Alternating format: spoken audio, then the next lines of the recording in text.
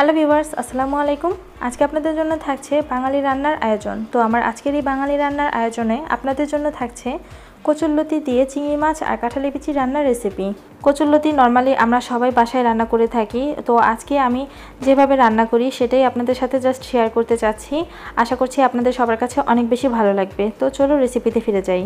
প্রথমে এখানে আমি আধা কেজির লতি ভালো করে পরিষ্কার করে কেটে ধুয়ে নিয়েছি, আর এখানে 10 থেকে 12টি মাঝারি সাইজের চিংড়ি নিয়ে নিয়েছি, ভালো করে পরিষ্কার করে ধুয়ে নেবেন। আর কাঁঠালের বিচি নিয়ে নিয়েছি এখানে 1 কাপ পরিমাণ। তো কাঁঠালের বিচিটা যদি আপনারা ভালো করে পরিষ্কার করতে এভাবে না পারেন, তো আপনাদেরকে একটা টিপস দিয়ে দিচ্ছি। এটা কাঁঠালের বিচির উপরে সাদা অংশটুকু ফেলে দিয়ে আপনারা জাস্ট 30 মিনিট ভিজিয়ে রেখে উপরের অংশটা পাটার মধ্যে একটু ঘষে নেবেন, এতে দেখবেন যে সুন্দর করে পরিষ্কার হয়ে গিয়েছে। আর নিয়ে নিচ্ছি এখানে 2টি লেবু পাতা। এটা কিন্তু অনেক বেশি সুন্দর একটা স্মেল নিয়ে আসবে রান্নার মধ্যে। আর যদি কারো হাতের কাছে এটা না থাকে, তো খাওয়ার সময় লেবু নিয়ে খাবেন, তাতেই হয়ে যাবে।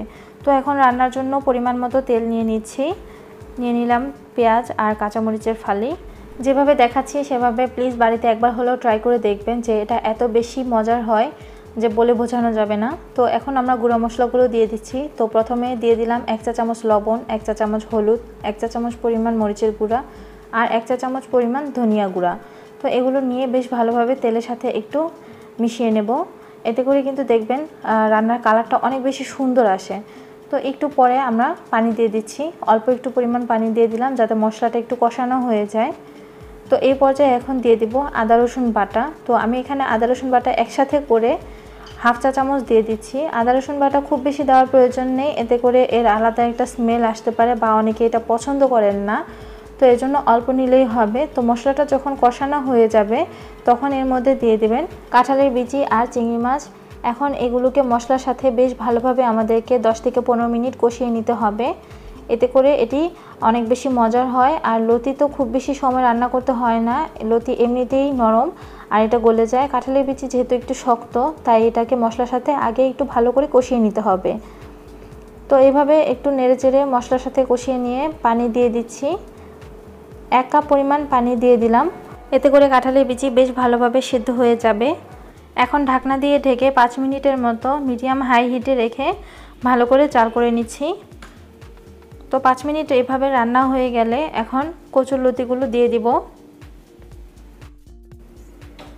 লতি দেওয়ার পর এই মশলার মধ্যে ভালো করে লতিটাকে একটু কষিয়ে নিতে হবে। মনে রাখবেন যে কোনো তরকারি একটু ভালো করে কষানো হলে কিন্তু সেই তরকারিটা অনেক বেশি মজার হয়। এখন মিডিয়াম হিটে ঢাকনা দিয়ে 2 থেকে 3 মিনিট ভালো করে কষিয়ে নিচ্ছি। তো এইভাবে কষানো হয়ে গেলে আমরা এখানে সিদ্ধ হওয়ার জন্য বা রান্নাটা সম্পূর্ণ কমপ্লিট হওয়ার জন্য 2 কাপ পরিমাণ পানি দিয়ে দিব। তো এখানে 2 কাপ পরিমাণ পানি দিয়ে আবার 10 মিনিটের জন্য ঢাকনা দিয়ে ঢেকে মিডিয়াম হাই হিটে ভালো করে রান্নাটা শেষ করে নেব।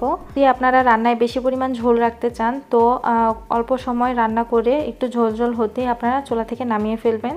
তো আমারটা যখন এভাবে মাখা মাখা হয়ে যাবে, তখন এই 2টো লেবু পাতা দিয়ে আর 1 মিনিটের মতো চুলায় রেখেই আমি নামিয়ে ফেলবো, কারণ আমার রান্নাটা শেষ হয়ে গিয়েছে।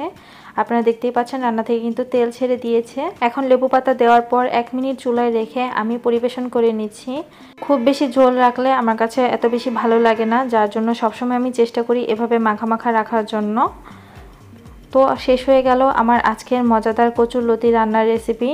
এখন কাঁঠালের বিচি আপনাদের সবার ঘরে ঘরে অ্যাভেলেবল থাকবে, কারণ এখন কাঁঠালের সিজন। তো আশা করছি আমার আজকের রেসিপি আপনারা ট্রাই করবেন এবং আপনাদের কাছে অনেক বেশি ভালো লাগবে। আর ভালো লাগলে প্লিজ আমার চ্যানেলটি সাবস্ক্রাইব করে আমার পাশেই থাকবেন। আজকের মতো এখানেই বিদায় নিচ্ছি, সবাই ভালো থাকবেন, আল্লাহ হাফেজ।